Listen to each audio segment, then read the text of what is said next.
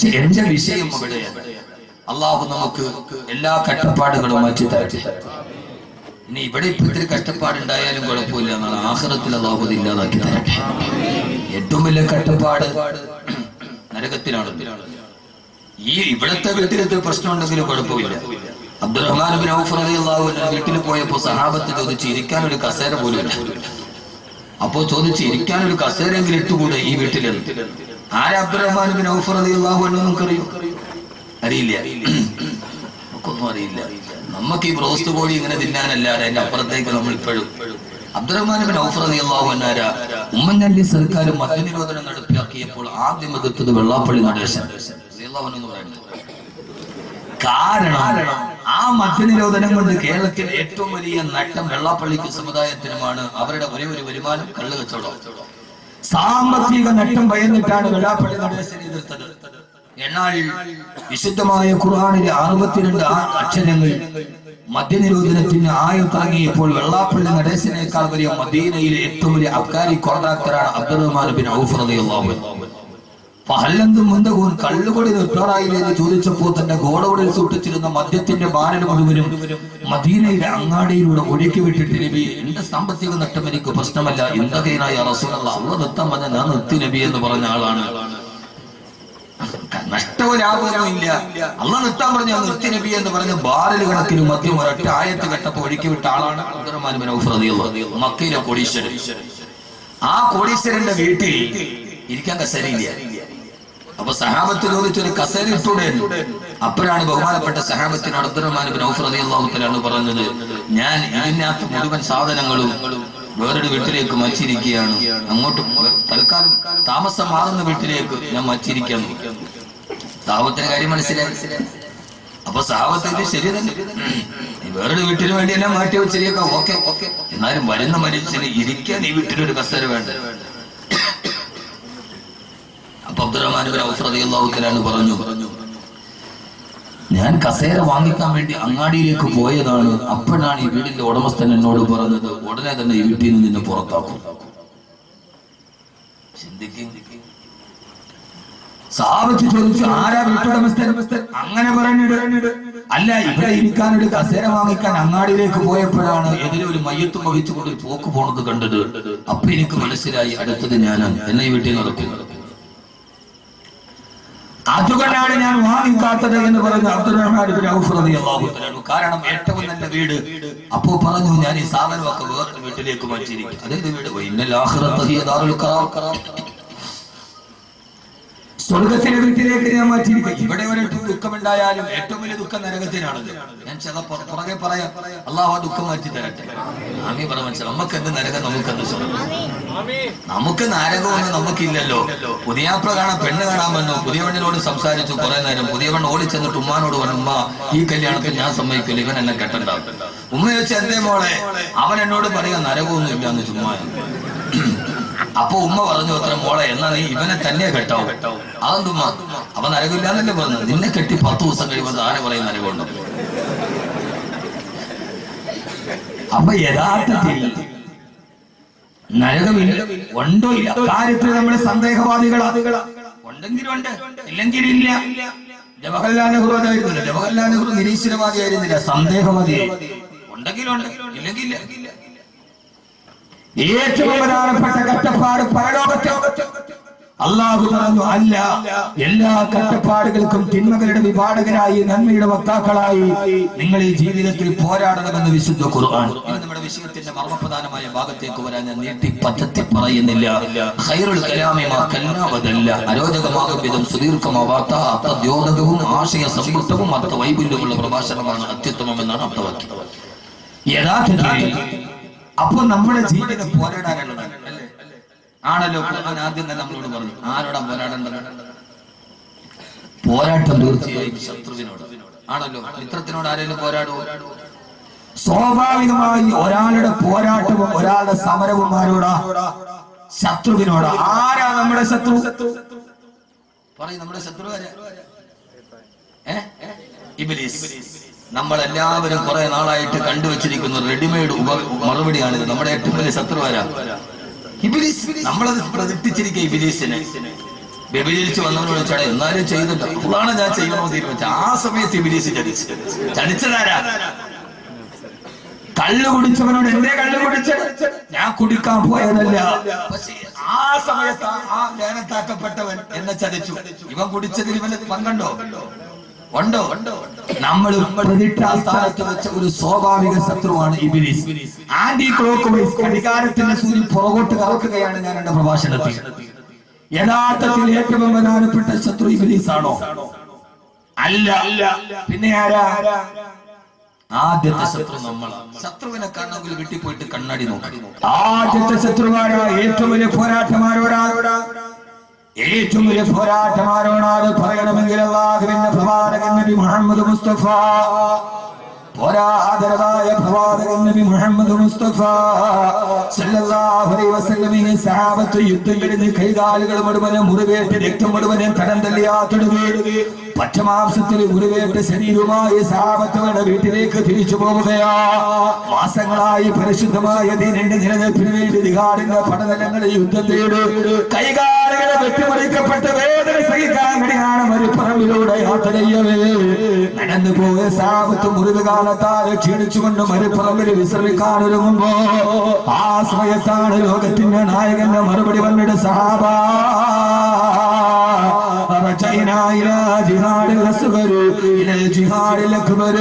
ഏറ്റവും ചെറിയ യുദ്ധ പോരാട്ടം കഴിഞ്ഞിട്ട് ഏറ്റവും വലിയ പോരാട്ടത്തിലേക്ക് നമ്മൾ കടന്നു പോവുകയാ. സഹാബത്ത് അത്ഭുതപ്പെട്ടു പോയി. എന്നാണ് തിരുവോടര്? ഏറ്റവും ചെറിയ യുദ്ധത്തിന് ശേഷം നമ്മളൊരു വലിയ യുദ്ധത്തിലേക്ക് തിരിച്ചു പോവുകയാണ് സഹാബ. കൈകാലുകൾ വെട്ടിമുറിക്കപ്പെട്ട ഘോര യുദ്ധത്തിന് ശേഷം വീട്ടിലേക്ക് തിരിച്ചു പോകവേ ഇതേവരെ നടന്ന ധർമ്മസമരം ഏറ്റവും ചെറുതാണെന്ന് തങ്ങളോട് നിസ്സാരപ്പെടുത്തിയ അല്ലാഹുവിന്റെ റസൂലിനോട് സഹാബത്തിനോട് യാ റസൂലല്ലാഹ് മൽ ജിഹാദുൽ അക്ബർ യാ റസൂലല്ലാഹ്, ഏറ്റവും വലിയ പോരാട്ടം ഏതാണ് നബിയേ? ആ സമയത്താണ് അല്ലാഹുവിന്റെ റസൂൽ ലോകത്തോട് പറഞ്ഞത്, നമ്മളാരും വായ്ത്താരി കൊണ്ട് പ്രതിഷ്ഠിക്കപ്പെട്ടവർ യഥാർത്ഥ ശത്രുക്കളല്ല. യഥാർത്ഥ ശത്രുവാരാ? അല്ലാഹുവിന്റെ റസൂൽ പറഞ്ഞു, സഹാബ നിങ്ങളുടെ ശരീരത്തോട് പോരാട്ടം നടത്തുക. ഏറ്റവും വലിയ ശത്രു നിങ്ങളുടെ നഫ്സാണ്, നഫ്സാണ്, നഫ്സാണ്, നഫ്സാണ്. ലോകത്തിന്റെ മുത്ത്, ആദർശത്തിന്റെ സത്ത്, ആദരവായ പ്രവാചകൻ നബി മുഹമ്മദ് മുസ്തഫ സല്ലല്ലാഹു അലൈഹി വസല്ലമ ഒന്നാമത്തെ ശത്രുവാണെന്നറിയോ സഹോദരങ്ങളെ? ശരീരമാ. ഈ നഫ്സിനോട് ധർമ്മസമരം നടത്താൻ അത്യാഗ്രഹത്തിന്റെ, അശ്ലീലത്തിന്റെ, ആപാത്തതയില്ലായ്മയുടെ ആസുരഭാവത്തിലേക്ക് ആത്മാവിന്റെ ആശ്ലേഷണത്തെ കൊണ്ടുപോകുന്ന ഈ ശരീരത്തോട് പടപൊരുടാൻ സ്വന്തം ശരീരത്തെ ഒന്നാമത്തെ ശത്രുവാ. ഇൻഷാ അല്ലാഹ് ഖുർആൻ 3 ശത്രുവിനെയാണ് നമ്മോട് പറയുക. അതിലാദ്യമായി ഖുർആൻ നിന്റെ ശരീരമാണ്, നിന്റെ ശരീരമാണ്. അല്ലാഹു ഇഷ്ടപ്പെടാത്ത മാർഗത്തിലേക്ക് നിന്റെ മോഹങ്ങളെ വലിച്ചു കൊണ്ടുപോകുന്ന, പടച്ചറപ്പിന് ഇഷ്ടപ്പെടാത്ത മാർഗത്തിലേക്ക് തിരിച്ചു കൊണ്ടുപോകുന്ന ഈ ശരീരത്തെ ഏത് സമയത്ത് നീ പോരാട്ടത്തിലൂടെ കീഴ്പ്പെടുത്തുന്നുവോ അതുകൊണ്ടാണല്ലോ സഹോദരങ്ങളെ, അതുകൊണ്ടാണല്ലോ ആദരവായ പ്രവാചകൻ നബി മുഹമ്മദ് മുസ്തഫ സല്ലല്ലാഹു അലൈഹി വസല്ലമ ശരീരത്തെയാണ് നിയന്ത്രിക്കേണ്ടതെന്ന വിശുദ്ധമായ ഖുർആന്റെ ഏറ്റവും വലിയ ആയത്തിറങ്ങിയത് ആരുടെ പേരിലാ? ബഹുമാനപ്പെട്ട അബൂബക്കർ സിദ്ദീഖ് റളിയല്ലാഹു അൻഹു. എല്ലാ ദിവസവും അബൂബക്കർ റളിയല്ലാഹു അൻഹുവിന് ഭക്ഷണം കൊണ്ടുപോയി കൊടുക്കുന്ന ഒരു സേവകനുണ്ട്. എല്ലാ ദിവസവും ഭക്ഷണം കൊണ്ടുപോയി കൊടുക്കാറുണ്ട്. ഒരു ദിവസം അബൂബക്കർ റളിയല്ലാഹു അൻഹുവിന് വല്ലാത്ത വിശപ്പാണ്. ഭക്ഷണവുമായി വരുന്ന സേവകനെ കാണുന്നില്ല. വല്ലാത്ത വിശപ്പിന്റെ വിളിയിൽ ഇങ്ങനെ ഇരിക്കവേ സേവകൻ വന്ന് 2 കാരക്ക കൊടുത്തു. ഏത് സമയത്ത് കാരക്ക കൊടുത്താണ് ചോദിക്കും, ഇത് എവിടെ നിന്ന് കിട്ടി? ആര് തന്നത്? ഹലാലാണോ ഹറാമാണോ? ചോദിക്കാതെ കഴിക്കാറില്ല അബൂബക്കർ റളിയല്ലാഹു തആല അൻഹു. ആ സമയത്ത് വിശപ്പിന്റെ കാഠിന്യം കൊണ്ട് 2 കാരക്ക കടിച്ചു. സേവകൻ ചോദിച്ചു, അമീറുൽ മുഅ്മിനീൻ, ഏത് സമയത്ത് ഭക്ഷണം നിന്നാലും ഇത് എവിടെ നിന്നാണ്? ഹലാലാണോ ഹറാമാണോ എന്ന് താങ്കൾ ചോദിക്കാറുണ്ട്. ഇപ്പൊ മാത്രം ചോദിച്ചില്ലല്ലോ. അവസരത്തിൽ അബൂബക്കർ റളിയല്ലാഹു തആല ഞെട്ടിപ്പോയി. അല്ലാഹുവേ, വിശപ്പിന്റെ കാഠിന്യം കൊണ്ട് അറിയാതെ തിന്നുപോയതാണ്. സേവക, ഇത് എവിടെ നിന്നാണ് നിനക്ക് കിട്ടിയത്? സേവകന്റെ മറുപടി, ഇന്ന് ഇന്നത്തെ ദിവസം നിങ്ങൾക്ക് ഭക്ഷണം എടുക്കാനൊരു ദീർഘം എന്റെ കയ്യിൽ കിട്ടിയില്ല. അങ്ങനെ ഞാൻ പല സ്ഥലത്തോടെയും മരഞ്ഞു നടന്നിട്ടൊരു ദീർഘം കിട്ടാറ് അവസാനം നിരാശയോടെ തിരിച്ചു വരവേ എന്റെ മനസ്സിലൊരിക്കൊരു ചിന്തയുണ്ടായി. ഇസ്ലാമിലേക്ക് വരുന്നതിന് മുമ്പ് ഞാൻ കൈവാലയത്തിന്റെ പൂജാരിയായിരുന്നു. അന്ന് ആളുകൾ വിഗ്രഹത്തിന് നേർച്ചയായി കൊണ്ടുവരുന്ന കാണിക്കയിടുന്ന ദീർഘമകളുണ്ട്. ആ ദീർഘമകളെ പലപ്പോഴും ചില ദീർഘമകൾ എടുത്തിട്ട് മോട്ടിച്ചിട്ട് ഞാൻ എന്റെ സഞ്ചിയിലിടാറുണ്ട്. ആ പഴയ സഞ്ചി പോയി ഞാൻ നോക്കിയപ്പോ ആ സഞ്ചിയിൽ എന്റെ ദീർഘം കിടക്കുന്നുണ്ട്. ആ ദീർഘം കൊണ്ടാണ് നിങ്ങൾക്ക് കാരക്ക വാങ്ങിച്ച് തന്നതെന്ന് പറഞ്ഞപ്പോ അബൂബക്കർ റളിയല്ലാഹു തആല ചിന്തിച്ചു പോയി, അല്ലാഹുവേ അല്ലാഹുവേ, ഒന്നാമത്തെ കാര്യം ഇത് ശിർക്കിന്റെ പൈസയാണ്, രണ്ടാമത്തേത് ഈ ചെയ്തതാണെങ്കിലോ ഹറാമാണ്. അബൂബക്കർ റളിയല്ലാഹു തആല ഞെട്ടിത്തെറിച്ചു പോയി, പടച്ച റബ്ബേ, എന്റെ ആമാശയത്തിന്റെ ഉള്ളിലേക്ക് ഒരു ഹറാമ് കടന്നു എന്നറിഞ്ഞപ്പോ ലോകചരിത്രത്തിന് നിസ്തുലമായ ചരിത്രം പിറന്നത്. ലോകത്തൊരാൾക്ക് സ്ഥാപിക്കാൻ പറ്റാത്ത വിപ്ലവം നടന്നത്. തന്റെ വിരലുകള് തൊണ്ടക്കുടിയിലോട്ട് കുത്തിയിറക്കിയിട്ട് ആമാശയത്തിന്റെ ഉള്ളിലുള്ളത് മുഴുവനും വെളിയിലോട്ട് തള്ളിച്ചു. അവസാനം ഒന്നും ചന്തിക്കാണിനാട് രക്തം കത്തിച്ചുകൊണ്ട് അബൂബക്കർ റളിയല്ലാഹു തആല താഴെയിരുന്നുണ്ട്. അല്ലാഹുവിനോട് പറഞ്ഞു, അല്ലാഹുവേ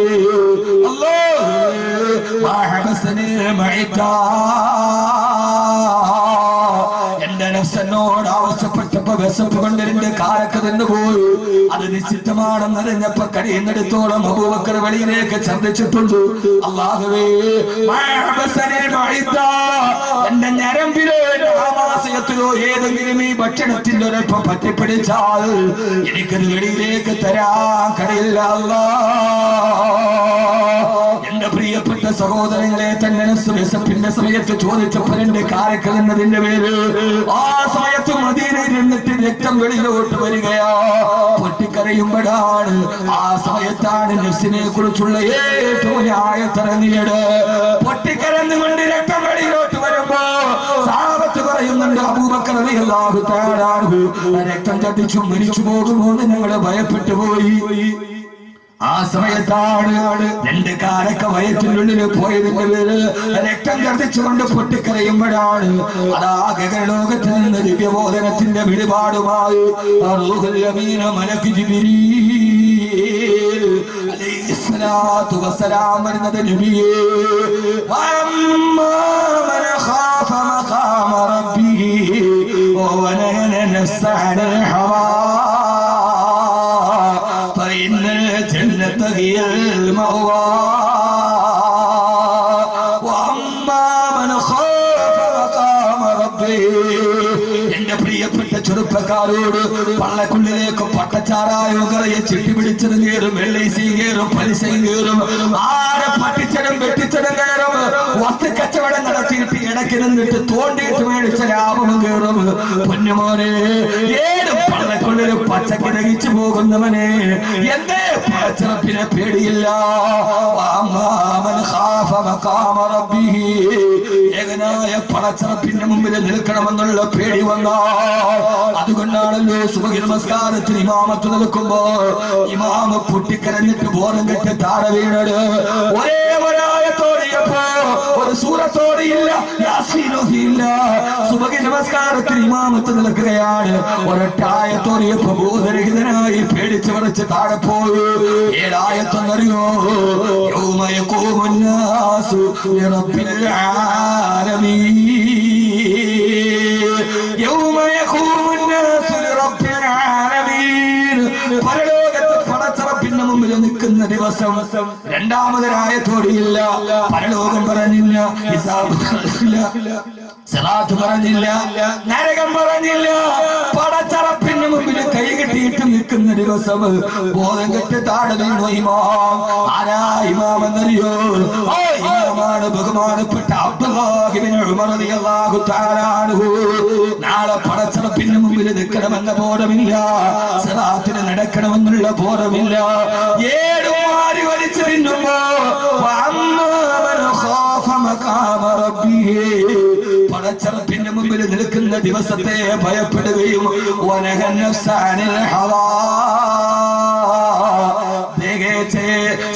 ശരീരത്തെ അതിന്റെ ഇച്ഛയിൽ നിന്ന് തടഞ്ഞു നിർത്തുകയും ചെയ്താൽ അവനാണ് സ്വർഗത്തിലേക്ക് മടങ്ങിപ്പോകുന്നതെന്ന് വിശുദ്ധ ഖുർആൻ. അല്ലാഹു ബോധം തരട്ടെ. ഇതാണ് ബോധം. ഏത് ബോധം? ഇതാണ് ബോധം. ബോധം എന്ന് പറഞ്ഞാൽ ഏത് ബോധമാ? ഈ സർക്കാരിന് 2 ഭൂരിപക്ഷമേ ഉള്ളൂ. കിട്ടിയ സമയത്ത് പരമാവധി. അതല്ല ബോധം. അത് ബോധമില്ലായ്മയാണ്. ഏറ്റവും വലിയ സുബോധം എന്റെ ഉള്ളിലിത്തിരി പോയി അത് വെളിയിലോട്ട് കളയണമില്ലെങ്കിൽ പടച്ചോനെ ആമാശയത്തിപ്പോയത് ഞാൻ എന്ത് ചെയ്യും? നമുക്ക് ഏതും ലഭിക്കും. ഖുർആനിലെ ഏറ്റവും വലിയ ആയത്ത് സ്വർഗത്തിലേക്കുള്ള കുറുക്കുവഴി. സ്വർഗത്തിലേക്കുള്ള കുറുക്കുവഴി പറഞ്ഞു തരട്ടെ. സ്വർഗത്തിലേക്കുള്ള കുറുക്കുവഴി പറഞ്ഞു തരട്ടെ. നിങ്ങൾ എന്ത് മനുഷ്യന്മാർ അലാവുദ്ദീൻ അത്ഭുത വിളക്ക് തരട്ടെ എന്ന് വെച്ചാൽ വേണ്ടെന്ന്. സ്വർഗത്തിലേക്കുള്ള കുറുക്കുവഴി നമ്മൾ എപ്പോഴും കുറുക്കുവഴിയല്ലേ നോക്കൂ. ഇപ്പൊ ഇവിടുന്ന് കൈതോടുന്ന് നേരെ നമുക്ക് പാരിപ്പള്ളിയിൽ ഇറങ്ങണം. പോണ വഴിക്ക് ഒരാൾ പറഞ്ഞു ഇതിലേ പോയ 2 കിലോമീറ്റർ ലാഭമുണ്ട്, കുറുക്കുവഴി ഉണ്ടെന്ന്. നമ്മൾ ഇതിലേ പോകും.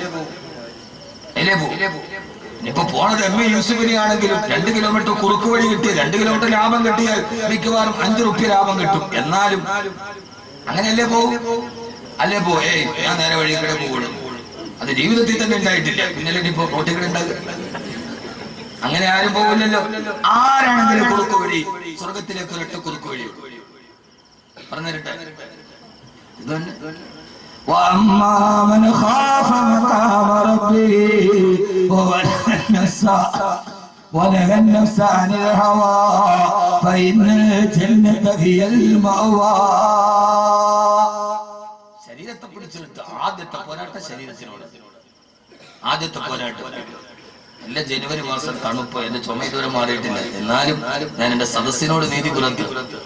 വല്ലപ്പോഴും ഒക്കെ വന്നിട്ട് നിങ്ങളോട് എനിക്ക് വയ്യ, ചുമയാ, കഫ എന്നൊക്കെ പറഞ്ഞാൽ ആളുകൾക്ക് ഉണ്ടാകുന്ന ഒരു വിഷമമുണ്ടല്ലോ. അതുകൊണ്ട് ഞാൻ അതും മറക്കുകയാണ്. ഒന്നാമത്തെ പോരാട്ടം 3 ശത്രുവിനെയാണ് ഖുർആൻ പറഞ്ഞത്. 3 പറയുമ്പോൾ നമ്മുടെ വിഷയം ചെയ്യും. ഇത് ആര് പറഞ്ഞ ശത്രുവ? യഥാർത്ഥത്തിൽ നരേന്ദ്രമോദി നമ്മുടെ ശത്രു ഒന്നുമില്ല. നമ്മുടെ യഥാർത്ഥ ശത്രു നരേന്ദ്രമോദിയാണ്. എന്താ മനുഷ്യന്മാരങ്ങൾ ചിന്തിക്കുന്നത്? അങ്ങനെ എനിക്ക് തോന്നുന്നുണ്ടോ? അല്ല, മോഡി വരട്ടെ വരാതിരിക്കട്ടെ നമുക്കെന്താ. എന്നാൽ യഥാർത്ഥത്തിൽ ഇസ്ലാം ഏറ്റവും നന്നായിട്ട് വളർന്നത് ഫിറഔന്റെ കൊട്ടാരത്തിലാണ്. ഫിറഔൻ വന്നാലേ ഇസ്ലാം വളരും. അങ്ങനെയാണ്. ഫിറഔന്റെ കൊട്ടാരത്തിലാണ് ഇസ്ലാം വളർന്നത്. മൂസയാന്ന് പറഞ്ഞിട്ട് 1000 പേരെ കൊല്ലുമ്പോ ഫിറഔന്റെ താടി പിടിച്ചിട്ട് വലിക്കുമ്പോ ഫിറഔന്റെ കൊട്ടാരത്തിലാണ് മൂസ വളർന്നത് അലൈഹിസ്സലാത്തു വസ്സലാം. അങ്ങനെയാണ് ഇസ്ലാമിന്റെ ചരിത്രം. വേറെ ഒരിടത്തും വളർന്നിട്ടില്ല. ഫിറഔൻ വന്നാലേ നമ്മൾ ആരാവും? മൂസ. ഇപ്പൊ കേന്ദ്രമെങ്ങാനും മുസ്ലിം ലീഗ് ഭരിച്ചാൽ നമുക്ക് ഈ മോനെ ഉണ്ടാവും. എന്ത് പേടിക്കാൻ? പേരില് നമ്മളാണല്ലോ എന്ന് വിചാരിച്ചിട്ട് നമ്മൾ ഇരിക്കും. ഫിറഔൻ വന്നാലേ നമ്മൾ മുസ്ലിം ആവും. ഇപ്പൊ ആളുകൾക്ക് തോന്നാൻ തുടങ്ങിയിട്ടുണ്ട് നമ്മുടെ ഇസ്ലാം ശരിയാക്കുന്നു. അതാണ് അള്ളാഹുടെ തദ്ബീർ. അങ്ങനെ തദ്ബീരിന് അവരില്ലാതെ തക്കുതിയോ. അള്ളാഹു നമ്മളെ നന്നാക്കി തരട്ടെ. മുഖം നന്നാവാത്തതിന് കണ്ണാടി എറിഞ്ഞെടുത്തിട്ട് അവര് വന്നു വരാത്തതെന്നുള്ളല്ല. നമ്മളിപ്പോഴും പിറ കണ്ടാൽ തന്നെ ഒരുത്തം കണ്ടാ മറ്റൊരുത്ത അടച്ചു വെക്കും. ഞാൻ കാണൂല, എനിക്കൊന്നും വരുന്നാൾ വേണ്ട. ആ രീതിയിൽ നമ്മുടെ അവസ്ഥ തോന്നിട്ടില്ല. അപ്പൊ യഥാർത്ഥത്തിൽ പ്രശ്നം ആരാ? നമ്മൾ തന്നെ. അള്ളാഹു നമ്മളെ കാത്തുരക്ഷിക്കട്ടെ. അതുകൊണ്ട് എന്റെ പ്രിയപ്പെട്ട സഹോദരിമാരെ, നമുക്ക് എല്ലാം നമുക്ക് ദഹിക്കും. ചിട്ടിപ്പൈസ ആണെങ്കിലും കുഴപ്പമില്ല, LIC ആണെങ്കിലും കുഴപ്പമില്ല, ഏത് ഹറാമാണെങ്കിലും നമുക്ക് പ്രശ്നമില്ല. അതൊക്കെ നമുക്ക് ശരീരത്തിന്റെ ഉള്ളിൽ ഒന്നാമത്തെ പോരാട്ടം ഈ ശരീരത്തോട് നടത്തണം. അള്ളാഹുവേ, നിനക്ക് ഇഷ്ടപ്പെട്ടത് എന്റെ ശരീരത്തിന്റെ ഉള്ളിൽ പോകാവൂ എന്ന് നമ്മൾ തീരുമാനിക്കണം. നാളെ സ്വർഗ്ഗത്തിൽ ഒരു ദരജയുണ്ട്. 3 പേർക്ക് ആ ദരജ കിട്ടുകയില്ല. പറഞ്ഞു തരട്ടെ ആണുങ്ങളോട്. ഇങ്ങോട്ട് നോക്കും മോനെ. ആദരവായ പ്രവാചകൻ നബി മുഹമ്മദ് മുസ്തഫ സല്ലല്ലാഹു അലൈഹി വസല്ലം പറയുകയാണ്, പരലോകത്ത് 3 ദരജകളുണ്ട് സ്വർഗ്ഗത്തിൽ. ആ ദരജ 3 ആളുകൾക്കല്ലാതെ 4-മതൊരാൾക്ക് കിട്ടില്ല. ഒന്നാമത്തെ ആൾ റഹ്മിന് വസൂൽ, കുടുംബ ബന്ധങ്ങളെ ചേർക്കുന്ന ആൾ. സഹോദരൻ പിണങ്ങിപ്പോയി, വാപ്പ് പിണങ്ങിപ്പോയി, പെങ്ങള് പിണങ്ങിപ്പോയി, ആ പിണക്കത്തിന്റെ വാദത്തിൽ നിൽക്കുന്നവരല്ല. അതിർത്തി തർക്കത്തിന്റെ പേരിൽ ആങ്ങളെ പെങ്ങന്മാരും വാപ്പയും മക്കളും മിണ്ടാതിരിക്കലല്ല. കുടുംബ ബന്ധങ്ങളെ ചേർക്കുന്നവര് അവനാണ് സ്വർഗത്തിലെ ഏറ്റവും വലിയ ദറജ മറ്റൊരാൾക്ക് കിട്ടില്ല. അള്ളാഹു ബന്ധങ്ങളെ ചേർക്കാൻ തൗഫീഖ് നൽകട്ടെ. നമ്മൾ ബന്ധങ്ങളെ ചേർക്കാൻ ഒന്ന് രണ്ട് നമുക്ക് ബന്ധം വലുതാണ്. ബന്ധം ചേർക്കാത്തവൻ സ്വർഗത്തിലെത്തൂല. തഴമ്പുണ്ടായിട്ട് കാര്യമില്ല. തഴമ്പ് തക്കവയുടെ അടയാളമല്ലല്ലോ. തഴമ്പ് പാർക്കയില്ലാത്തത് നമ്മുടെ നാട്ടിൽ ബാംഗ്ലൂരിൽ നിന്ന് ഒരുമാതിരി പാവുണ്ട് വന്ന് പള്ളിയിൽ ഇട്ടിട്ടുണ്ട്. ഒരു 27 അവന് പോയ പിറ്റേ ദിവസം തഴമ്പ് ഉറപ്പാണ്. അത് അതിന്റെ അടയാളമല്ല. ഹൃദയബന്ധം ചേർക്കുക, കുടുംബബന്ധം ചേർക്കുക. രണ്ടാമത്തേത് അല്ലാഹുവിന്റെ പ്രവാചകൻ നബി മുഹമ്മദ് മുസ്തഫ സല്ലല്ലാഹു അലൈഹി വസല്ലം പറയുകയാ, കേൾക്കാനൊക്കെ ഓരോരുത്തരോടും രാവിലെ മുതൽ വൈകുന്നേരം വരെ അങ്ങാടി കടയിൽ പോയി പാറക്കോറിൽ പോയിട്ട് കരിങ്കല്ല് ചുമന്നിട്ട് വൈകുന്നേരം ഭാര്യ മക്കൾക്ക് ചോറ് കൊടുക്കുന്നവരെ, അങ്ങനെ പനവൂര് പോയിട്ട് ചപ്പാത്തിച്ചാള എടുത്തുകൊണ്ടുവന്ന് തലയിൽ ചുമന്നിട്ട് വൈകുന്നേരം വരെ അധ്വാനിക്കുന്നവരെ അല്ലാഹുവിന്റെ റസൂൽ പറയാനാണ് പരലോകത്ത് ചെല്ലുമ്പോൾ ഒരു പ്രതിഫലം നിനക്കുള്ളത് മറ്റൊരാൾക്ക് കിട്ടില്ല. അതാരെന്നറിയോ?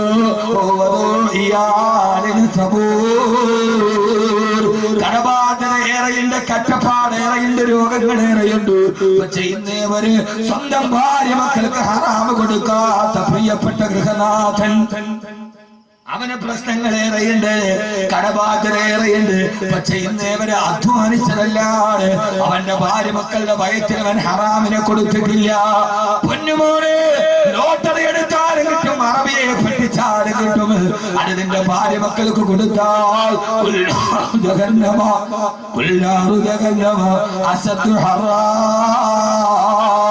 കത്തിക്കാളുന്ന നരകത്തെ നീ എന്തുകൊണ്ട് ഭയക്കുന്നില്ലെന്ന് വിശുദ്ധ ഖുർആൻ. അതുകൊണ്ട് ശരീരത്തിന്റെ മോഹത്തിന്റെ പുറകെ പോകരുത്. രണ്ടാമത്തെ ആൾ തന്റെ ഭാര്യക്കും മക്കൾക്കും ഒരു ഹറാമ് അള്ളാഹു നമ്മളോട് എത്തിക്കട്ടെ.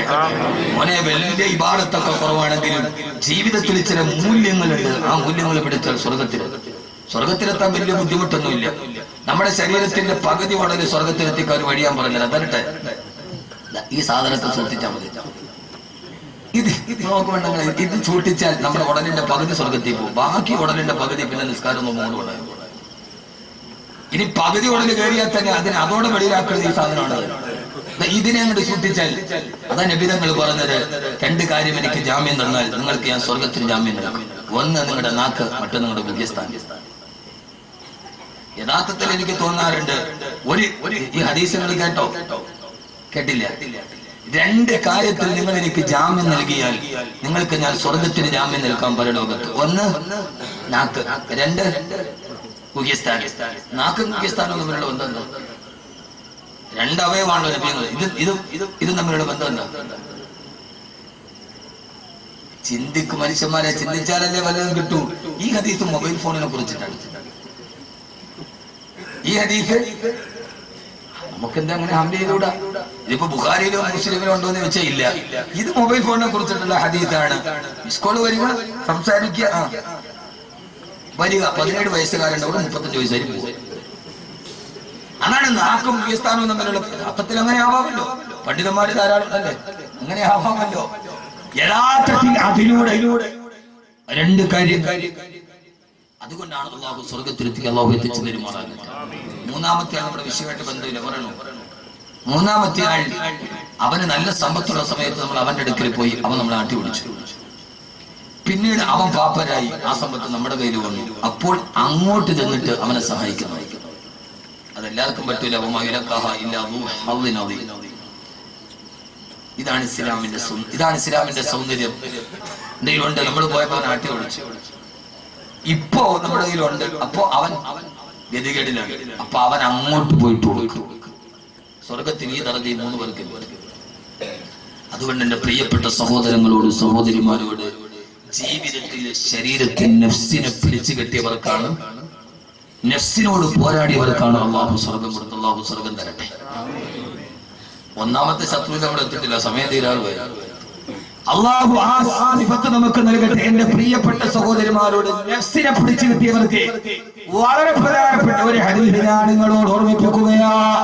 ആദരവായ പ്രവാചകൻ നബി മുഹമ്മദ് മുസ്തഫ സല്ലല്ലാഹു അലൈഹി വസല്ലം പറയുകയാ, 3 വിഭാഗം ആളുകൾ, 3 വിഭാഗം ആളുകൾ ലാ യൻദുറുല്ലാഹു ഇലൈഹിം യൗമൽ ഖിയാമ. നാളെ പരലോകത്തവരെ പടച്ചറപ്പിന് മുമ്പിൽ പോകുമ്പോൾ അല്ലാഹു അവരുടെ മുഖത്തേക്ക് നോക്കുകയില്ല. വലാ യദ്ഖുലൂനൽ ജന്ന ഹത്താ യലിജൽ ജമലു ഫീ സമ്മിൽ ഖിയാം. സൂര്യക്കൊടയിലൂടെ ഒട്ടകം അതിന്റെ മറുകര കടന്നാലും ഇവര് സ്വർഗത്തിൽ പോകുന്ന പ്രശ്നമേ ഇല്ല. വളരെ ഭയാനകരമായ ഹദീസാണ്. പ്രത്യേകിച്ച് എന്റെ പ്രിയപ്പെട്ട സഹോദരിമാരോട്, എന്റെ പ്രിയപ്പെട്ട സഹോദരിമാരോട് ഈ ശരീരത്തിന്റെ ആട്ടത്തോട് വിട പറയുക, ഈ ശരീരത്തിന്റെ മോഹത്തോട് വിട പറയുക. ഏറ്റവും വലിയ ശരീരത്തിന്റെ മോഹത്തിന്റെ പുറകെ പോകല്ല പെങ്ങള്, ഔറത്ത് മറക്കാതെ നടക്കല്ല പെങ്ങള്. പച്ച പരിഷ്കാരിയുടെ ജീവിതം നമ്മുടെ ജീവിതത്തിൽ വരല്ല പെങ്ങള്. അല്ലാഹുവിന്റെ റസൂൽ പറയാ, 3 വിഭാഗം ആളുകൾ നാളെ പരലോകത്ത് ചെന്നാൽ പടച്ചറപ്പവന്റെ മുഖത്ത് നോക്കില്ല. സൂര്യക്കുടയിലൂടെ ഒട്ടകം അപ്പുറത്ത് പോയാലും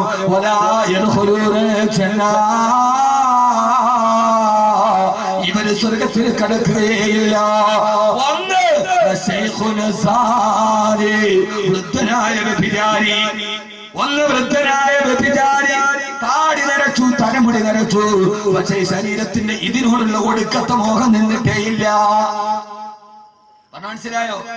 താടി നരച്ചു, തലമുടി നരച്ചു, താടി തലമുടി നരച്ചു. ഇപ്പം ഇക്കാലം നരയ്ക്കൂല, അത് ഗോദ്രേജിന്റെ മഹ്ലൂഫാണ്, അല്ലാതെ നരയ്ക്കാനിട്ടല്ല. യഥാർത്ഥത്തിൽ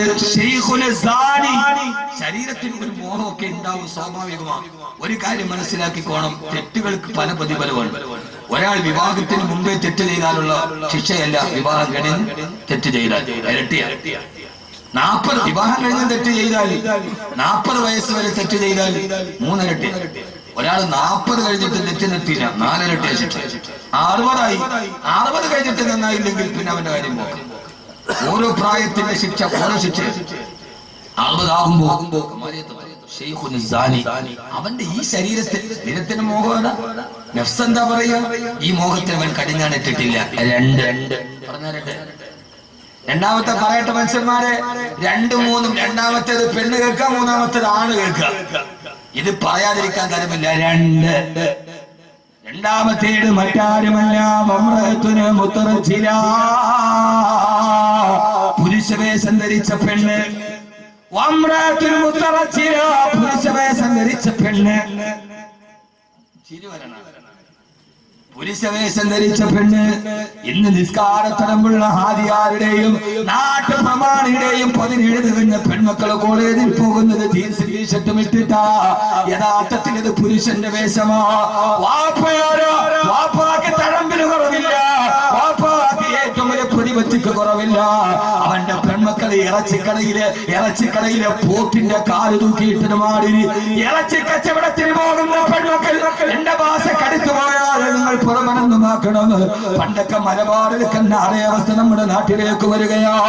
ഓരോ കല്യാണത്തിന് ഓഡിറ്റോറിയത്തിന് പോകുമ്പോ വിവാഹചന്തയിൽ മാത്സര്യ ബുദ്ധിയോടെ കോടികൾ എറിഞ്ഞ് പകിട കളിക്കുന്ന സമുദായത്തിന്റെ ആർഭാട കല്യാണത്തിന്റെ നടുവിൽ ചട്ടുമിട്ട് ഈ പെൺമക്കൾ മുഴുവനും അണിഞ്ഞാടുമ്പോ പൊന്നുമാറെ, നാളെ പരലോകത്ത് നീ പോയി നിൽക്കുമ്പോ പടച്ചറപ്പ് നിന്റെ മുഖത്തേക്ക് നോക്കുകയില്ല. അല്ലാഹു അവരോട് സംസാരിക്കില്ല. പടച്ചറപ്പ് അവരെ മുറന്നു കളയുമെന്ന്. എന്ന് മാത്രമല്ല, നീ സ്വർഗത്തിലേക്ക് കടക്കില്ല. 1, 2 പുരുഷവേഷം ധരിച്ച പെണ്ണ്. അല്ലാഹു ബോധം തരട്ടെ. നോക്ക് മനുഷ്യന്മാരെ, അല്ലാഹു ബോധം തരട്ടെ. ഏതാണ് പുരുഷന്റെ വേഷം? ഇപ്പൊ നമ്മുടെ പെണ്ണുങ്ങളുടെ ഒരു വേഷമുണ്ട്. പറയാതിരിക്കുന്ന നിവർത്തിയില്ല. നിങ്ങൾക്ക് എന്നെ തുറച്ചു നോക്കേണ്ട ഒരു കാര്യമില്ല. എന്നെ തുറഞ്ഞു നോക്കണ്ട, പറഞ്ഞു തന്നെ പറയാനല്ലോ. ഇപ്പൊ ഒരു സൈസ് വേഷമുണ്ട് നമ്മുടെ പെണ്ണുങ്ങൾക്ക്. അത് ഒരുമാതിരി വലിയ ടൈപ്പ് വസ്ത്രമാണ്. അത് കാലോട്ട് അങ്ങോട്ട് വെച്ചിട്ടാ മതി. എന്താ അതിന്റെ പേരെന്താ? കഷ്ട മുത്തക്കികൾ അറിഞ്ഞൂടാ, പാവങ്ങൾ. നിങ്ങളിതിന് ഉടനോടെ സ്വർഗത്തിലാ. ഇനിയിപ്പോ നിങ്ങൾക്ക് എന്തിനാ വാദമാണ്? നിങ്ങൾ അത്രയും വലിയ മുത്തക്കിങ്ങൾ ആരാ ഉള്ളത്? ഒരു ബനിയന്റെ വസ്ത്രം, ബനിയൻ പാന്റ് അതങ്ങോട്ട് കയറിയിട്ടിട്ടാൽ നമ്മുടെ ഇറച്ചിക്കടയിലൊക്കെ പോത്തിന്റെ കാല് തൂക്കിയിട്ടത് മാതിരി അവളുടെ തൊടയുടെയും കാലിന്റെയും വടിവതേ പിടിവാണ്. എന്റെ പേരെന്താ?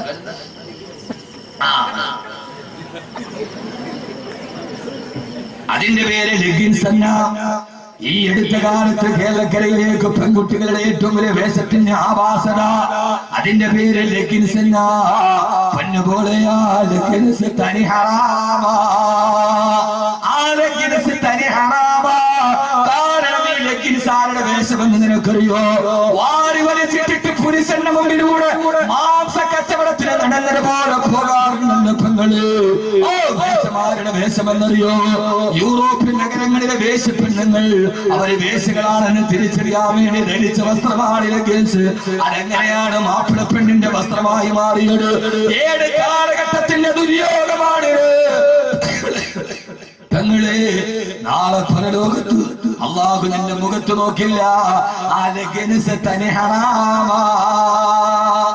ഇനി തുണിക്കച്ചവടക്കാരൻ എനിക്കെതിരെ പോസ്റ്റ് ഇട്ടാൽ എനിക്ക് പ്രശ്നമൊന്നുമില്ല. കാര്യത്തിൽ ലെഗിൻസ് യൂറോപ്പിലെ വേശ്യയുടെ വേഷമാണ്. അതങ്ങനെ മാപ്പിള പെണ്ണിന് വന്നു. തലകുനിക്കണ്ട, ഇപ്പൊ തലകുനിക്കളയണ്ട. പെണ്ണുങ്ങളൊക്കെ പലരും തലകുനിച്ചങ്ങട്. ഇതിപ്പോ പർദ്ദന്റെ ഉള്ളിലാണെങ്കിൽ വലിയ പ്രശ്നമില്ല. പക്ഷെ ഇതിട്ടിട്ട് ഒരു ടീഷർട്ട് ഇട്ടിട്ട് നടക്കും, കണ്ടിട്ടില്ല? ഏതാണ്ട് മിക്ക മുസ്ലിം പെണ്ണുങ്ങളുടെയും അവസ്ഥ ഇന്നിപ്പോ ഇതാണ്. ജീൻസ് ടീഷർട്ട് ഇടുക. കല്യാണത്തിൽ ഒരു ചെറുപ്പക്കാരൻ എന്നോട് പറഞ്ഞു, ഉസ്താദേ ഞാൻ കല്യാണം പെണ്ണുമായിട്ട് ഉറപ്പിച്ചതാണ്, മാറ്റി കല്യാണം. എന്റെ കല്യാണത്തിന് തീയതി ഉറപ്പിച്ചപ്പോൾ അവള് പറഞ്ഞു എനിക്ക് ജീൻസ് ടീഷർട്ട് ഇടണമെന്ന്. ഞാൻ വേണ്ടെന്ന് അവസ്ഥ. ഇന്ന് ഏറ്റവും എല്ലാ മക്കളും ഉണ്ട് അതിനകത്ത്. താനി ഹറാമാണ്. ലെഗിൻസ് ഇടുക, ഒരു ടീഷർട്ട് ഇടുക, എന്നിട്ട് റോഡിൽ കൂടെ ഇങ്ങനെ നടക്കുക. പോണ ഈ പൂളയും പപ്പയും പറിച്ച കോഴി പണമാരി ആ രീതിയിൽ പോകുന്ന ആവാസത്തിന്റെ വസ്ത്രം. നിങ്ങൾ കൂടുതൽ ചിരിക്കുന്ന മനുഷ്യന്മാരെ. മൂന്നാമത്തെ ആരെന്നറിയോ? അള്ളാഹു നാളെ പരലോകത്ത് നോക്കാത്ത മൂന്നാമത്തെ ആളാണ് പുരുഷന്മാര്. പൊട്ടിച്ചിരിക്കണ്ട. തന്റെ ഭാര്യ ഇങ്ങനെയൊക്കെയാണ് നടക്കുന്നതെന്ന് അറിഞ്ഞിട്ടും, അള്ളാഹ് ഇഷ്ടപ്പെടാത്ത രീതിയിലാണ് തന്റെ ഭാര്യ പെൺമക്കളെ നടക്കുന്നതെന്ന് അറിഞ്ഞിട്ടും അത് നിസ്സാരമായി കാണുന്ന ഭർത്താവ്. മൂന്നാമത്തെ ചിരിക്കാൻ വരട്ടെ. മൂന്നാമത്തെ തന്റെ ഭാര്യയും തന്റെ പെൺമക്കളും ഇങ്ങനെയാണ് നടക്കുന്നതെന്നറിയാം. എന്നിട്ട് കാലം ഇതല്ലേ ഉസ്താദേ എന്ന് പറഞ്ഞ് അതിനെ ലാഘവത്വത്തോടെ കാണുന്ന ഭർത്താവ്. ഈ കോഞ്ഞാങ്കടിയാനോട് പറഞ്ഞു നിന്റെ ഭാര്യ മക്കൾ ഇങ്ങനെ നടക്കണേന്ന്. അവൻ പറഞ്ഞു കാലം ഇതൊക്കെയല്ലേ. ഇതിനെ നിസ്സാരമായി കാണുന്ന ഭർത്താവ് നാളെ പണച്ചറവിന്റെ മുഖത്ത് നോക്കി. അതുകൊണ്ട് ആവാസത്തിന്റെ വസ്ത്രത്തിൽ നിന്ന് വിളിച്ചു. ശരീരത്തിന്റെ ഈ മോഹം, ശരീരത്തിന്റെ മോഹം വെളിയിൽ കാണിക്കാനാണ്. അള്ളാഹു നമ്മളെ കാത്തിരക്ഷിക്കുമാറാകട്ടെ. ഞാൻ പറയണ മനസ്സിലാവുന്നുണ്ടോ നിങ്ങൾക്ക്? ഞാൻ പറയണ മനസ്സിലാവുന്നുണ്ട? ലെഗിൻസ് ഇട്ടുകൊണ്ട് പെണ്ണ് പോകുമ്പോഴേ മനസ്സിലാക്കിക്കോണം ഇത് യൂറോപ്പിലെ വേശ്യയിട്ട വസ്ത്രമാണ്. യൂറോപ്പിലെ വേശ്യയുടെ വസ്ത്രം കേരളത്തിന്റെ ഫാഷനായി മാറി. അങ്ങനെയാണല്ലോ നമ്മുടെ ചെറുപ്പക്കാർക്ക് ഇപ്പൊ ഒരു വസ്ത്രവിധാനമുണ്ടല്ലോ. ഒരു ലോവസ്റ്റ് പാന്റ് താഴേക്ക് കൊണ്ട് പൂന്ന് കിടക്കും. അതിന്റെ മുകളിൽ ഏതാണ്ട് നമ്മുടെ പാരിപ്പള്ളി നാഷണൽ ഹൈവേയുടെ വീതിക്ക് അവന്റെ അടിവസ്ത്രത്തിന്റെ ഒരു ബാനർ ഉണ്ടാവും. അത് നാണമില്ല കുട്ടികളെ, നാണമില്ല നിങ്ങൾക്ക്. ഏത് കല്യാണത്തിനും പോയി നോക്ക്. ഞാനിവിടെ അടുത്ത കല്യാണത്തിന് നമ്മൾ ചിരിച്ച് ഞാൻ ഉത്തരവാദിയല്ല. യഥാർത്ഥത്തിൽ ഈ അടുത്ത സമയത്ത് കല്യാണത്തിൽ നിക്കാഹിന് ഞാൻ സ്വീക പറഞ്ഞു കൊടുത്തോണ്ടിരിക്കുമ്പോ ആ സമയത്ത് അളിയനെ സ്വീകരിക്കാൻ പെണ്ണിന്റെ ആങ്ങളെ വന്നു.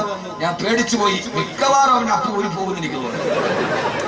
ഇന്ന് കുട്ടികൾ ബൈക്കിന്റെ പുറകിൽ ഈ കുട്ടികൾ ഇരുന്ന് പോയാൽ അതിന്റെ പുറകിൽ ഭാര്യാസമേതം കാറിന് യാത്ര ചെയ്യാൻ കഴിയില്ല.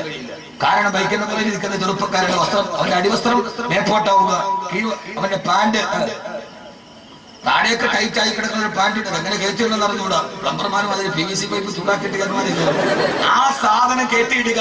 എന്നിട്ട് ഇത് ആരുണ്ടാക്കിയ വസ്ത്രമാണ്? ചെറുപ്പക്കാരെ കുട്ടികളെ ഇല്ല, ഞാനിപ്പോ 10 പേരെ ഇതിൽ നിന്ന് എഴുതിപ്പിച്ച് കളിപ്പിച്ചു. ഇതാരുണ്ടാക്കിയ വസ്ത്രമാണ്? ലണ്ടനിലെ ജയിലുകളിൽ സ്വർഗരതിക്കാരായ ചെറുപ്പക്കാർ സ്വർഗരതിക്കാരാണ് എന്ന അടയാളത്തിൽ ധരിച്ച വസ്ത്രമാണ് ഈ വസ്ത്രം. ഈ വേശ്യകളുടെയും സ്വർഗാനുരാഗികളുടെയും വസ്ത്രം നിന്റെ ഫാഷനായി മാറി. ആദ്യമായിട്ട് അടിവസ്ത്രം മേപ്പോട്ടും വസ്ത്രം കീപ്പോട്ടുമാക്കിയത് ലണ്ടനിലെ ജയിലുകളിൽ, പാശ്ചാത്യന്റെ ജയിലിൽ താമസിച്ച അവിടുത്തെ സ്വർഗാനുരാഗികൾ നിങ്ങൾ സ്വർഗരതിയുടെ താല്പര്യമുള്ളവരാണ് എന്ന് പറഞ്ഞ ആ സിംബോളിക്കാണ് ഇന്ന് നമ്മുടെ മക്കൾ. ഇനി നിങ്ങളുടെ മക്കൾ ഇത് ഇടണോ വേണോ നിങ്ങൾ തീരുമാനിക്കും. ഞാൻ പറഞ്ഞല്ലോ, ഞാൻ ഒരു വാത് പറയാൻ വന്നെങ്കിൽ കാര്യങ്ങൾ പറയാനാണ്. അല്ല കബറും കഫങ്ങനെയും പറഞ്ഞിട്ട് നിങ്ങളെ കരയിപ്പിക്കാനാണെങ്കിൽ എനിക്ക് വളരെ എളുപ്പമുണ്ട്. അത് കേട്ടിട്ട് കരയാൻ നമ്മുടെ കൽബിന് കഴിയാത്തതാണ്. എങ്ങനെ അതുകൊണ്ട് ചെറുപ്പക്കാരെ, നിങ്ങൾ കേൾക്കുന്നവരെങ്കിലും ഈ ആവാസത്തിന്റെ വസ്ത്രത്തിൽ നിന്ന് പിന്മാറും. ഇതൊക്കെ ശരീരത്തിന് ഒരുമാതിരി മോഹമാണ്. ആദ്യത്തെ പോരാട്ടം ശരീരത്തിനോട്. അള്ളാഹു നമുക്ക് ആ ബോധം നൽകുമാറാകട്ടെ.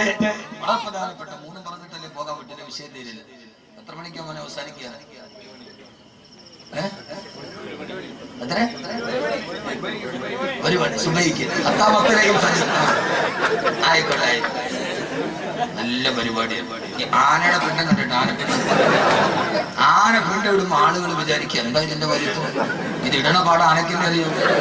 എന്നാലും നിങ്ങൾക്ക് കേട്ടോണ്ടിരിക്കാൻ വലിയ ഇഷ്ടമാണ്, പക്ഷെ ഇത് ചങ്കും തള്ളും പോണ വസ്തുവാണ്. ഏതായാലും ആദരവായ പ്രവാചകൻ നബി മുഹമ്മദ് മുസ്തഫ പോരാ, ആദരവായ പ്രവാചകൻ നബി മുഹമ്മദ് മുസ്തഫ സല്ലല്ലാഹു അലൈഹി വസല്ലമ എന്റെ പ്രിയപ്പെട്ട സഹോദരങ്ങളോട് സഹോദരിമാരോട് വന്നസു തഅജുദുൻ ഇസ്ലാഹി മാ ഫസദാ.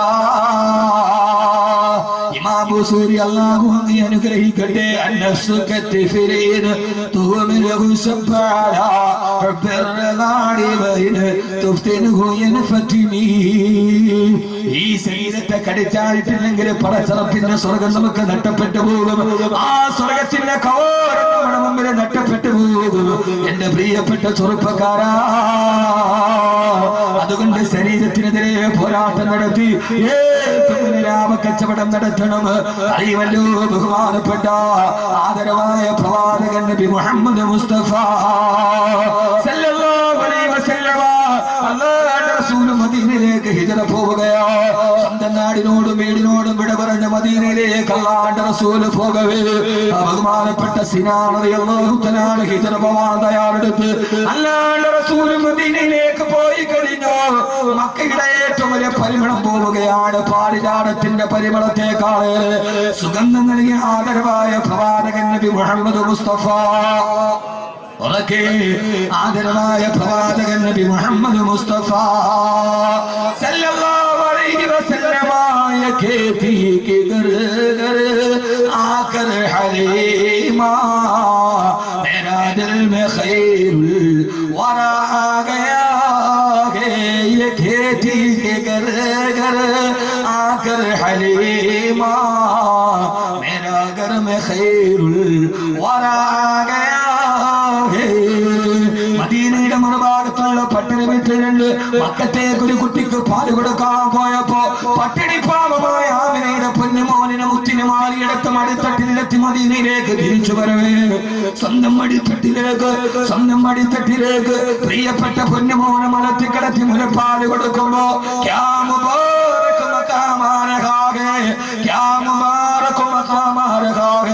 എത്ര വലിയൊരു സ്ഥാനമാണ് ഹലീമക്ക്.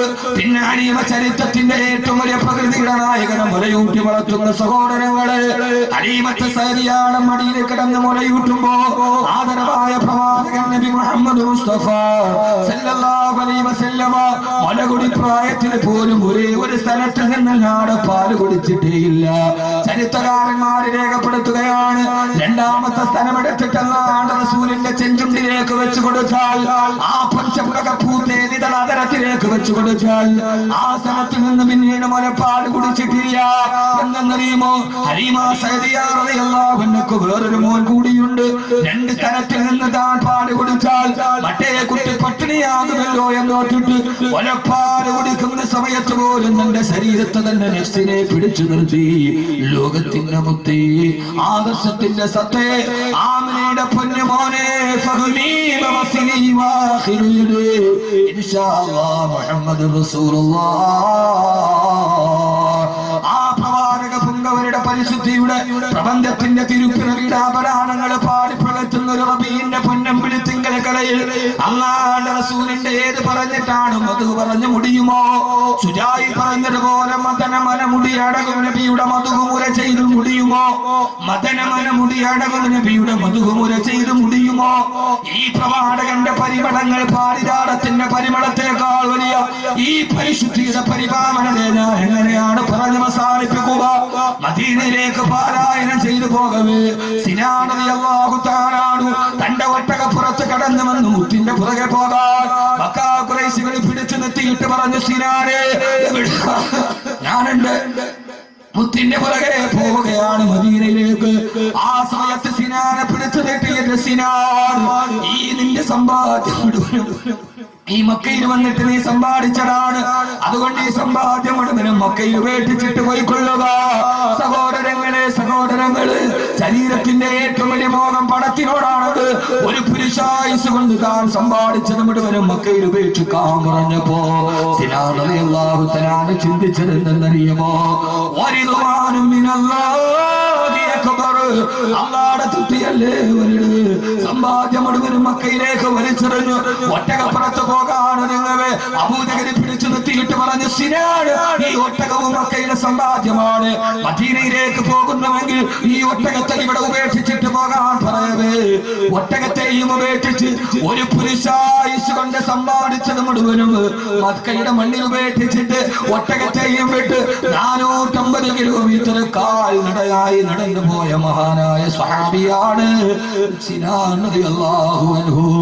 മരുപ്പറമ്പിന്റെ മുകളിലൂടെ, ചുറ്റുപടുത്ത മണലാരണ്യത്തിന്റെ മുകളിലൂടെ തന്റെ ഒട്ടകത്തെയും ഒരു പുരുഷായുസിന്റെ സമ്പത്ത് ഉപേക്ഷിച്ചിട്ട് തന്റെ ശരീരമല്ലല്ലോ അല്ലാഹുവിന്റെ തൃപ്തിയാണ് വലുത്. നടന്ന് 450 കിലോമീറ്റർ നടന്ന് മരുപ്പറമ്പിലൂടെ കാലിടേന് മദീനയിലെത്തി സിനാൻ റളിയല്ലാഹു അൻഹു. അല്ലാഹുവിന്റെ റസൂൽ കാണുകയാണ് നടന്നു വരുന്ന സിനാനിന്, മരുപ്പറമ്പിലൂടെ നടന്നു വരുന്ന സിനാനിന്. ആ സമയത്ത് പൊട്ടിക്കരഞ്ഞുകൊണ്ട് കവയത്തടത്തിലൂടെ കണ്ണുനീരെ തടം തന്നെയാ തുടങ്ങി സിനാൻ റളിയല്ലാഹു അൻഹു അല്ലാഹുവിന്റെ റസൂലിന്റെ അടുക്കലേക്ക് ഓടി ചെല്ലുമ്പോൾ ആ സമയത്ത് അല്ലാഹുവിന്റെ റസൂൽ നബി മുഹമ്മദ് മുസ്തഫ സല്ലല്ലാഹു അലൈഹി വസല്ലം പറഞ്ഞ ഒരേ ഒരു വാക്ക് ഈ സദസ്സിന്റെ അവസാനം നിങ്ങളെ ഓർമ്മിപ്പിക്കുകയാണ്. ശരീരത്തെ പിടിച്ചു നിർത്തണേ. അല്ലാഹുവിന്റെ റസൂൽ പറഞ്ഞു, സിനാനെ, സിനാനെ, ഒരു പുരുഷായുസിന്റെ സംബന്ധം തന്റെ ഏകമാർഗമായ ഒട്ടകവും വലിച്ചെറിഞ്ഞ് അല്ലാഹുവിന്റെ റസൂലിന്റെ റിസാലത്തിന്റെ ഭൂമേനിയുടെ പുറകെ നടന്ന സിനാൻ റളിയല്ലാഹു അൻഹു പൊട്ടിക്കരഞ്ഞുകൊണ്ട് കയ്യിലൊന്നുമില്ലാതെ വരവേ അല്ലാഹുവിന്റെ റസൂൽ പറഞ്ഞു, സിനാനെ, സിനാനെ, സിനാനെ, തിജാറത്തുക യാ സിനാൻ. ലോകചരിത്രത്തിൽ ഇതേപോലെ ഒരു വാക്ക് കേട്ടിട്ടില്ല. അല്ലാഹുവിന്റെ റസൂൽ പറഞ്ഞു, സിനാനെ, തിജാറത്തുക യാ സിനാൻ, തിജാറത്തുക യാ സിനാൻ. സിനാനെ, നീ ഇന്ന് ചെയ്ത കച്ചവടം നിന്റെ ജീവിതത്തിന്റെ ഏറ്റവും ലാഭകരമായ കച്ചവടമാണ് സിനാൻ. സിനാൻ റളിയല്ലാഹു തആല നെട്ടിത്തെറിച്ചു പോയി നബിയെ. ഒരു പുരുഷായുസ് കൊണ്ട് സമ്പാദിച്ചത് മുഴുവനും മക്കയിൽ വലിച്ചെറിഞ്ഞിട്ട് വെറും കൈയോടെ വരുമ്പോ എനിക്കിന്ന് നഷ്ടമാണ് നബിയെ, നഷ്ടമാണ് നബിയെ. അഖിലത്തിന്റെ സമസ്താവേ, ഇത് ഹൃദയത്തിന്റെ കണക്ക് മുട്ടുന്നവന് മനസ്സിലാവില്ല. പിന്നെങ്ങനെ എന്റെ കച്ചവടം ലാഭമാകും നബിയെ?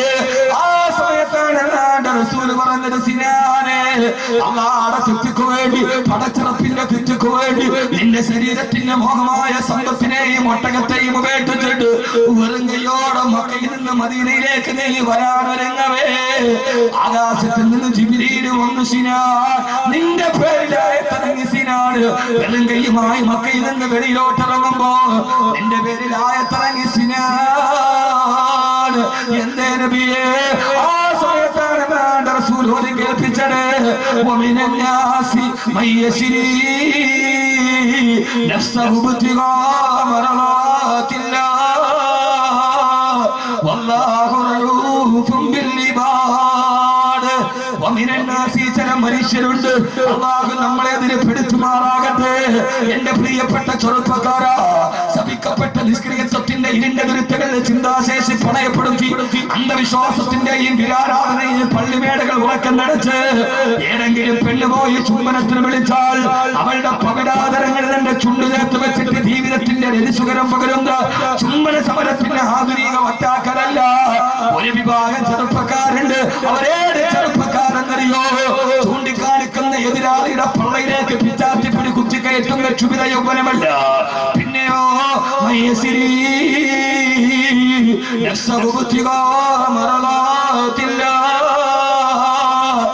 പടച്ചറപ്പിന്റെ തുറ്റക്ക് വേണ്ടി, പടച്ചറപ്പിന്റെ തുറ്റക്ക് വേണ്ടി, ഈ പച്ചമണ്ണിൽ നിന്ന് എന്നെ നിങ്ങളെ പടച്ചെടുത്ത പടച്ചറപ്പിന്റെ തുറ്റക്ക് വേണ്ടി